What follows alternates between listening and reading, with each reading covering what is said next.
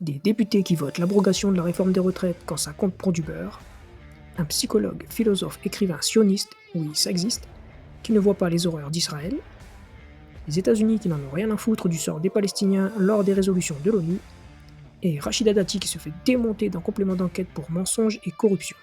C'est le sommaire de ce récap d'actu politique de la semaine, c'est parti.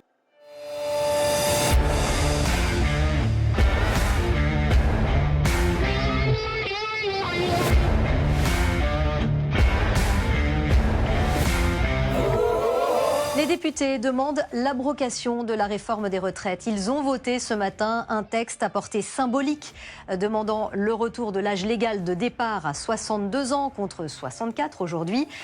Je pense que ce qui se passe à Gaza n'est pas du tout inhumain. Je vois à quel point les... Je me permets de modérer votre propos, parce que je sais qu'aujourd'hui l'ARCOM est très vigilant. Pour David, impensable de risquer encore sa vie pour le gouvernement de Benyamin Netanyahou, pour la mort de civils. J'ai compris que c'était pas ça qui va nous ramener, soi-disant, ni les otages, ni la paix, ni la sécurité. Cette guerre, elle devient vraiment très très grave au niveau de ce qu'on fait aux Palestiniens.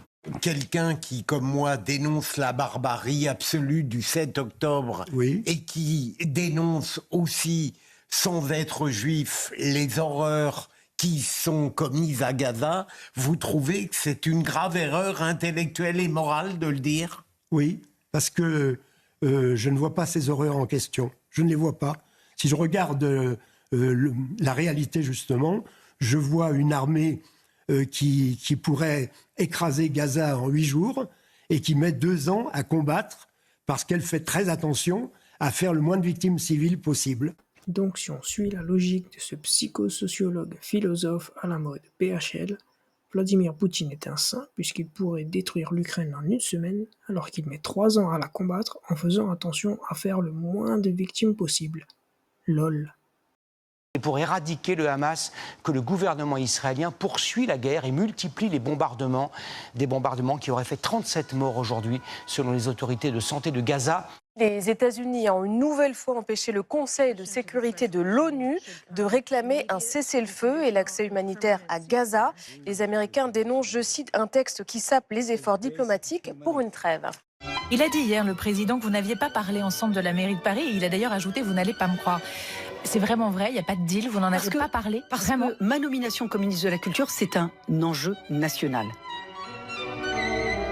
Mais 1 semaine plus tôt, le jour de sa nomination, la future ministre raconte une autre histoire. Elle réunit une dizaine d'élus parisiens, les Républicains, en visioconférence. Elle leur affirme que son poste de ministre est bien le fruit d'un accord pour les élections municipales l'année prochaine. Il y a évidemment l'enjeu de la mairie de Paris, et donc j'ai l'assurance de l'enjeu de la mairie de Paris, et qu'on puisse gagner Paris, parce que c'est mon seul objectif. Et après des mois de recherche, nous avons découvert des documents exclusifs. Des documents qui attestent d'un lien entre Rachida Dati et une grande entreprise française, GDF Suez. Enquête sur les liens que vous auriez avec GDF Suez. On m'a dit que vous avez un contrat avec eux, je n'ai pas de contrat avec eux. Donc voilà, c'est tout. Elle voulait savoir si vous reveniez en 2010, très important, venez du groupe privé GDF Suez. C'est pas le cas. Contrairement à ce qu'elle a toujours déclaré. Sur ses fichiers comptables, on peut voir en octobre 2010 un paiement à venir de 149 500 € intitulé Dati, honoraire, GDF Suez. Un deuxième, du même montant, chèque Dati, suivra en février 2011. Si c'est en fait le cas qu'elle a reçu ces sommes pour son travail législatif au Parlement européen, voilà, c'est un des plus grands scandales qu'on a eu au Parlement de corruption politique. Bonjour Madame la Ministre. Vous m'emmerdez.